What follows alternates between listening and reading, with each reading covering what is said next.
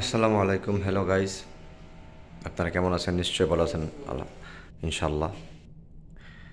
তো আসলে পাইপিংয়ের উপর আমি ভিডিও অনেকগুলো ছাড়ছি, ঠিক আছে।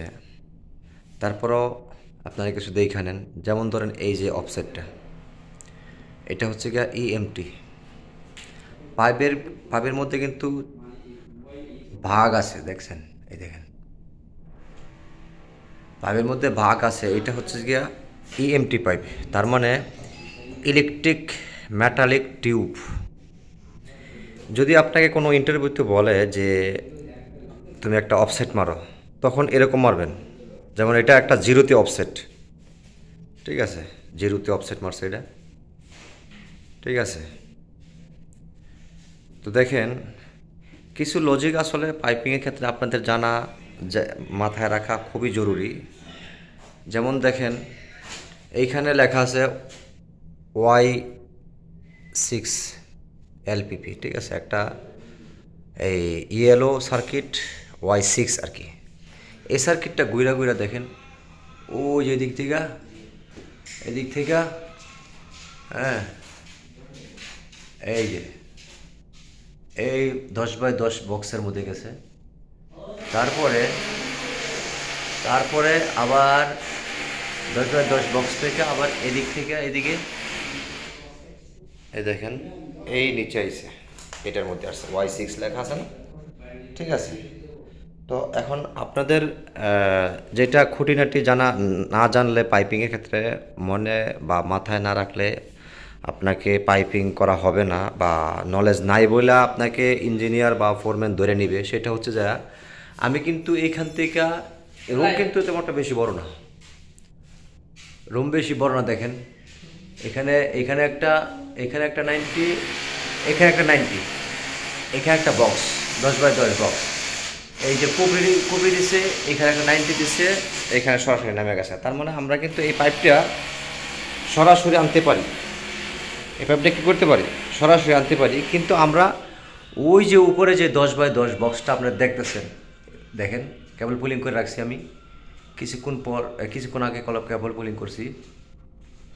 তো ওই কেবল পুলিং করছি, ওই 10x10 বক্সটা যদি এইখানে আপনারা না লাগাইতে পারেন অথবা না লাগান, কেউ যদি না লাগা, অজ্ঞতাবশত হোক বা ভুলবশত হোক, তখন এই যে কেবল পুলিংটা করছি, এই যে কেবল পুলিং দেখেন, এই কেবলটাই ওইখানে গেছে। এই কেবলটা পুলিং করার সময় আমাদের অনেক কষ্ট হইতো, এমনকি অনেক সময় সুস্তা এই বক্স থেকে আর এই যে এই বক্সে যাবে না।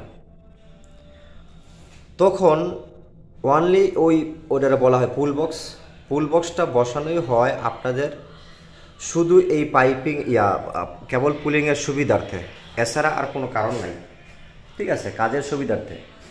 কারণ ওই পুল বক্সটা যদি আপনি না বসান, এই যে পুল বক্সটা যদি আপনি না বসান, তাইলে কিন্তু আপনার দেখা গেছে কি, আপনার মাল বাঁচাতে যায়, সময় বাঁচাতে যায়, আপনি এমনই সময় ব্যয় হবে এই জায়গায়।